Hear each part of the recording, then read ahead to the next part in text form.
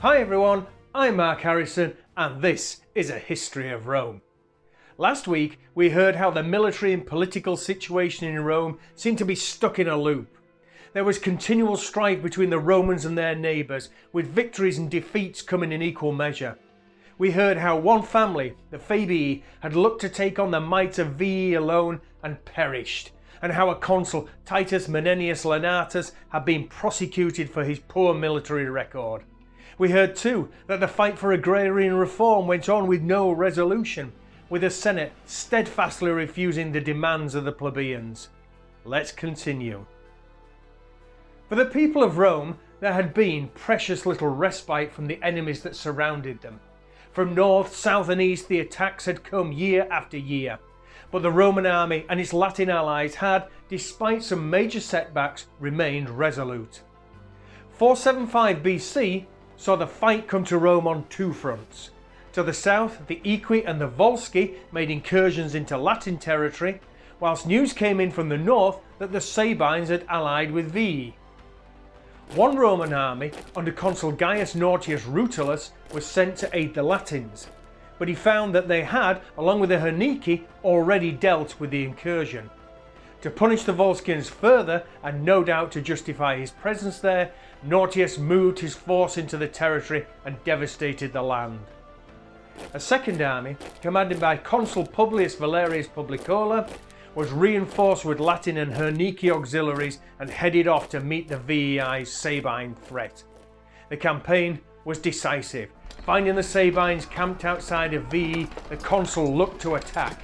The Sabines too were looking to fight, and so sallied out to meet their Roman foe. At a time, it became clear to the Veientes, watching from within the city, that their Sabine ally was losing the fight. Hurriedly, they decided to go to their aid, but in their haste, they were not properly prepared and charged out of the city in disarray. Seeing the chaotic way that the Veientes were entering the battlefield, Nautius responded quickly and sent in his cavalry, which routed the troops of the Veii. With their flank now secured, the Romans completed the crushing of the Sabine force. Having been victorious in the field, Nautius, upon returning home, received a triumph. The next year, following this heavy defeat, Veii asked Rome for peace terms. The Romans granted a 40-year truce in return for a grain and money tribute. This unusual outbreak of peace now gave the Romans the time to conduct a census, the records of which show the population of the city at that time to be 103,000 citizens. An end to hostilities also allowed the struggle for agrarian reform to continue without distraction. The previous year, attempts at reform had been blocked by the consuls Lucius Furius Medulinus Fusus and Gnaeus Manlius Vulsor. Now that they were out of office, Tribune Gnaeus Ganucius attempted to prosecute them. On the day of the trial, however, Ganucius did not appear. He was subsequently found murdered in his house, this in spite of the fact that the person of a tribune was sacrosanct. The news of Ganucius' death led to chaos. Both patrician and plebeian factions now fell into mutual recrimination, as each accused the other of attempting to curtail their opponent's liberties. These threats rumbled on until finally violence erupted. The catalyst was the enlistment of one Valero Publilius. The recruitment in itself was not the problem. Publilius was a military veteran. The issue was the fact that Publilius had previously served as a centurion, and now he was being recruited as a common soldier. For the man himself, this was unacceptable, and he refused to cooperate. At this point, the forum descended into pandemonium. The consuls sent in their lictors to arrest Publilius, who, determined not to go quietly, resisted, fighting back against the lictors. But there were too many of them for him to hold out for long. In desperation, he appealed for the people to help him, and help him they did. Attacking the lictors, the crowd broke their fasces and drove them from the forum. The consuls, now worried for their own safety, also beat a hasty retreat back to the Senate house. The people had again shown the ruling classes that united they were a force. For the members of the Senate, it was a very serious situation. Should they do nothing and embolden plebeian insubordination? Or should they try and enforce discipline and risk a more severe rebellion? The debate dragged on until agreement was finally reached.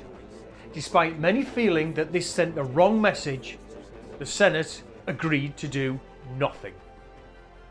The result of the Senate's inaction was that an unprosecuted Publilius now took the opportunity to seek election as a tribune.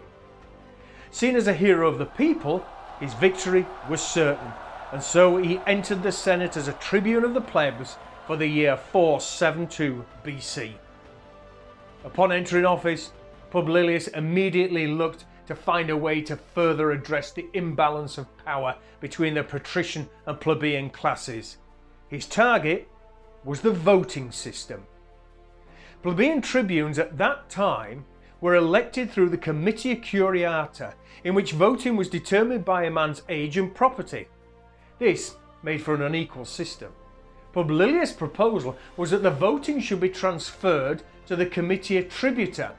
Here, voting was by tribe and with each one receiving an equal say. The senators and consuls were naturally horrified, but legally powerless to block this proposal.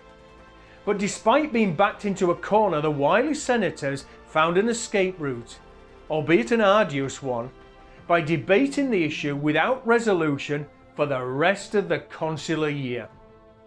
This senatorial solution was, though, merely can kicking. 471 BC saw Publilius back in the Senate House, having been re-elected as tribune. He put forward the voting reform proposal again, and this time he upped the stakes by adding that the number of tribunes should be increased. His colleague, Gaius Latorius, was recorded as being somewhat vociferous in his support. When the day finally came to vote on the matter, this vociferousness was matched by an old opponent of reform, Consul Appius Claudius Sabinus Regalensis. Tribune and consul had a violent confrontation, and both even made attempts to have the other arrested. And Appius' ire was not confined only to the tribunes. He also attacked those senators who wouldn't oppose the bill, slating them as traitors and cowards. But despite Appius' efforts, it had by now become clear to the majority in the House that they could not hold back this particular tide of history. They reluctantly voted to accept the proposal, which was passed that year as the Lex Publilia. But even as internal matters cooled, external ones heated up, as the Equi and Volsci once again crossed the borders. The Equi proved to be easily forced back by Consul Titus Quinctus Capitolinus Babatus, who then followed up his success by raiding and plundering enemy territory. The campaign against the Volsci, however, would be hamstrung because Rome had brought its domestic problems with it. As consul, Appius led the army. His task was to counter-raid Volsci lands. But the discipline of his men was poor. They had not forgotten Appius' long-standing opposition to agrarian reform, nor his recent conduct against the tribunes. They refused his orders to do battle, fighting only when there was a need to defend themselves. For the most part, they simply sat in their camp and did nothing. Appius was outraged, and he had decided on harsh measures to bring order to his command. But this time, he let his ire be assuaged by his fellow officers. Later, when the camp was attacked, and again his men proved ineffective, a fuming Appius abandoned the operation and led his unruly army back to Rome. Immediately upon return, humiliated and no longer in the mood to listen to reason, Appius vented his full fury on the men. He ordered that any man who had lost equipment or standards, along with any officer who had deserted his post, were to be flogged and then beheaded. And following this, in the first recorded incidence of its kind in Rome, Appius decimated his army, which in practice meant that groups of 10 men would draw lots, and that the one that chose the short straw would be beaten to death by the other 9. Appius had had his revenge. Next year saw more action on the frontiers, with Consul Lucius Valerius Potitus raiding the territory of the Aequi, and Consul Tiberius Aemilius Mammicus doing the same to the Sabines. Campaigning also continued throughout 469 BC.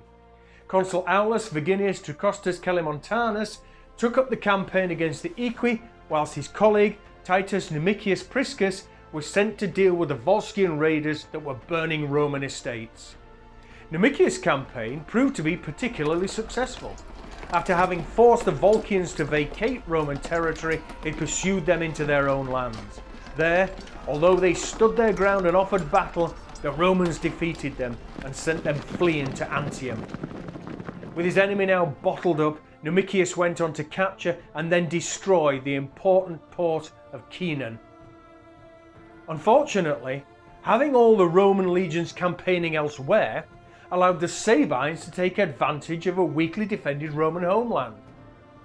It was only the timely return of these forces that secured the citizens from attack, pushing the outnumbered aggressors back to their own lands. The following year, however, the Sabines were back, and in greater numbers. This time their initial target was Latium, which they ravaged before moving again into Roman territory. They cut a swathe of devastation from Crustumerium to Rome, and before the Romans could respond, they had, along with a substantial amount of plunder, turned about and headed for home. The response from Rome, when it came, was a counter-raid under Consul Quintus Servilius Priscus Structus, where the Romans in their turn devastated Sabine lands, taking vast amounts of plunder of their own. Servilius' colleague for that year, Titus Quintus Capitolinus Barbatus, was also busy. He was taking the fight to the Volsci. But having engaged, this Roman force found itself severely tested. It was only through the personal intervention of Quintus himself that rallied the troops. By nightfall, both armies were exhausted and had returned to their respective camps. It was now that Quintus resorted to unconventional methods.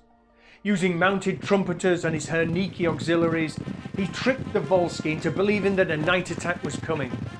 As a result, they had little to no sleep. The Romans, by contrast, had a restful night. The next morning, despite having the advantage of holding the higher ground, the Volsci were in no fit state to fight. The Roman attack was decisive, dealing its enemy a heavy defeat. With the road now open, Quintus took his men to Antium, where they put the town under siege. Knowing that they had little chance of successfully resisting the Romans, the populace elected to surrender. Rome captured the town and shortly after placed a colony within it. For his achievement, Quintus celebrated a triumph. And so Rome's wars with its neighbours had continued, and they had expanded their borders. But as time wore on, it seemed that the fights had deteriorated into more of raid and counter-raid, with no one group being able to find a decisive blow. Politically too, the struggle between the classes had gone on unabated. But in this, there had been major movement. The plebeians had won another victory in their struggle for equality.